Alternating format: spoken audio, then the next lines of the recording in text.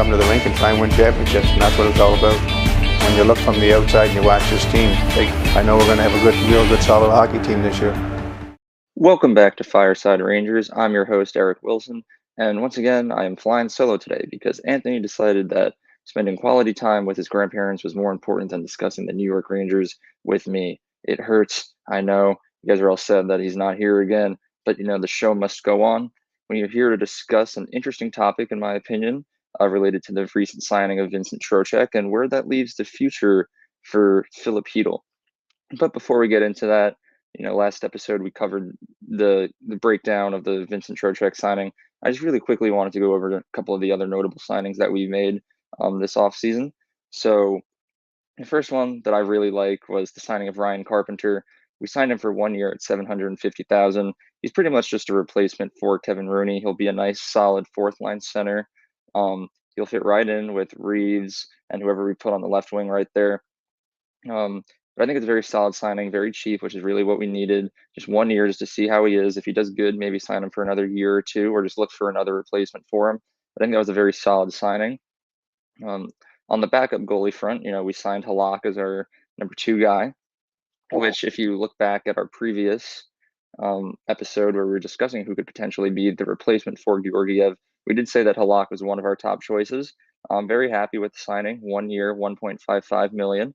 In my opinion, there was one guy out there who might have been a better option in Martin Jones. He was a little younger, a little cheaper, but I have no complaints with the Halak signing. I think it's a fine job by Drury picking him. He should be good to play and get us a couple wins when Igor needs a little bit of rest. Then we also decided to sign Louis Domingue as our third string goalie, as we told Keith Kincaid that his tenure with the Rangers is pretty much over. Domingue was signed for 2 years on a two-way contract worth $775,000. We're probably not going to see him play that much throughout those 2 years. Only if Georgiev gets hurt and Igor needs a rest, we'll see him come in.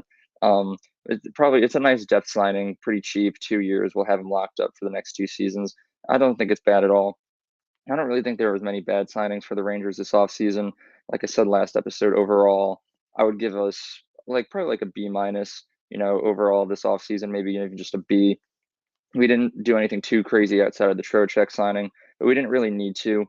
We had a team that made it within 2 games of the Stanley Cup Finals last season, so there wasn't that much that really needed to be improved upon besides the second line center position, which is what we're really here to talk about today. So Vincent Trocheck, he's locked in as our 2C for the next 7 years. We signed him to a very lengthy 7-year contract. And he'll be right there on the second line behind Mika Zibanejad, who's also locked up for a good amount of years.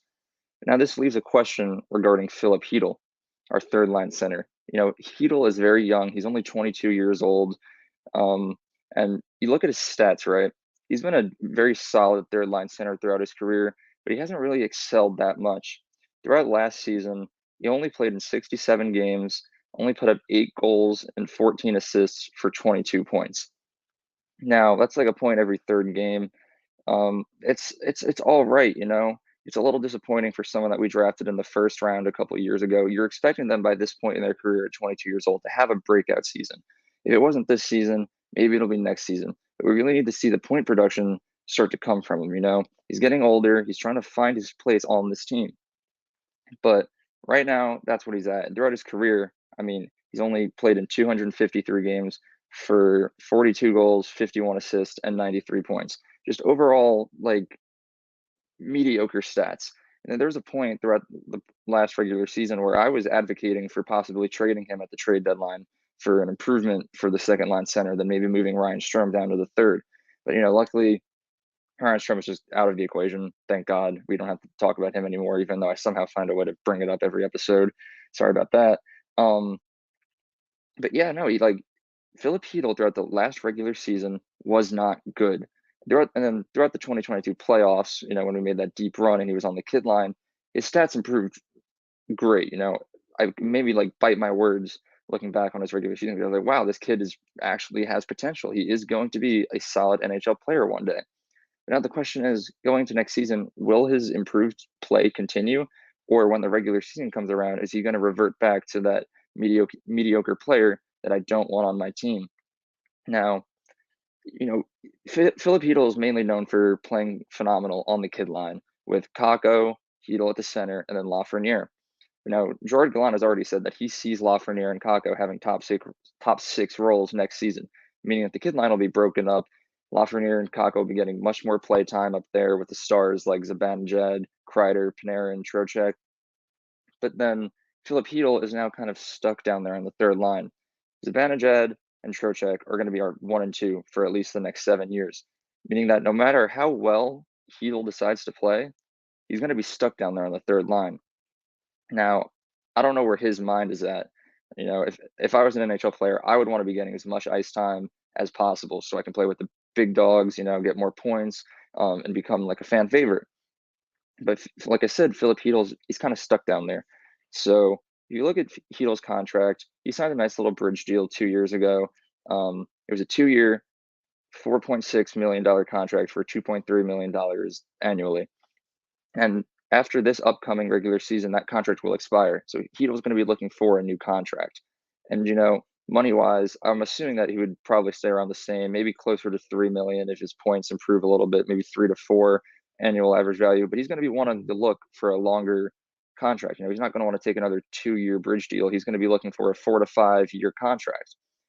But where would he fit on the team is the question, Is he going to be okay staying on the third line for like the next 7 years playing behind stars like Zibanejad and Trocheck? Or is he going to be looking for a top 6 role? I'm not sure if he's comfortable playing on the wing, if we could possibly move him up to one of those positions. But as far as I know, Chytil is mainly productive as a center. So when his contract runs out next season, it's like, what is he going to do? Is he going to take a pay cut and take less years to stay on our third line? Or is he going to be looking to sign somewhere else so he can get that top 6 role, assuming he does have a breakout season? Because in my opinion, if you put Chytil in a second line center right now, he'd probably put up 40, 50 points a season for us, at least playing with Panarin and Kakko. But, if you put him elsewhere, he might be able to flourish into a very steady NHL player. Keeping him locked away down on our third line is definitely not the best option for his career. It would be nice for us to have a nice solid third line center for the next 7 years. But for him, his best interest is to get out of New York and go get the role that he wants to play. But, from like an organizational aspect, I'm sure that Chris Drury knows that this is a problem. He's going to have to figure out what to do with Chytil. Chytil's only played with the Rangers in his career. We drafted him in the first round a couple of years ago. So, maybe hopefully playing for his like number one team, the only team he's been on in his career, will make him want to stay, because he's just like loyal to the Rangers. But, if he's going to want to look to sign somewhere else after this upcoming season, maybe the better option would be for Chris Drury to try and trade him at the trade deadline for another third line center that's tenured for a longer time and might be a little bit cheaper. Now, I don't know what names are going to be on the trade block when the next trade deadline comes around, but there's always going to be names, centers especially. That's always the number one thing that teams are looking for when it's getting close to playoff time. That's usually where teams lack and they need to improve upon.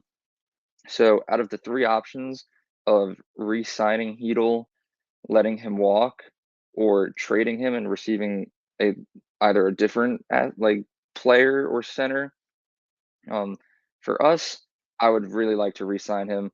But for him, I feel like he's going to want to walk. So the best option might just be to trade him away at the end of next season. Now, hopefully, we won't even have to discuss this. Maybe he'll just re-sign. He'll be happy. But, it's something that we need to talk about. Zibanejad and Trocheck are definitely locked up at the 1 and 2 for the foreseeable future. So Chytil's future is up in the air. Now, it's a confusing situation. Who knows what's going to happen? That's my opinion on it. I think the best option would be to trade him away, as sad as it would be. But, let me know your thoughts in the comments. Would you like us to re-sign him? Would you be okay with him just trying to walk and sign with another team so he can get that top 6 role? Or would you be okay with trying to trade him away at next season's trade deadline? That pretty much covers everything here. Hopefully next episode, Anthony will be back and we can just get the duo running up again. As always, I hate you, Ryan Strome. And yeah, drop a like, subscribe, and let me know your thoughts. Let's go Rangers. He shoots. Rangers!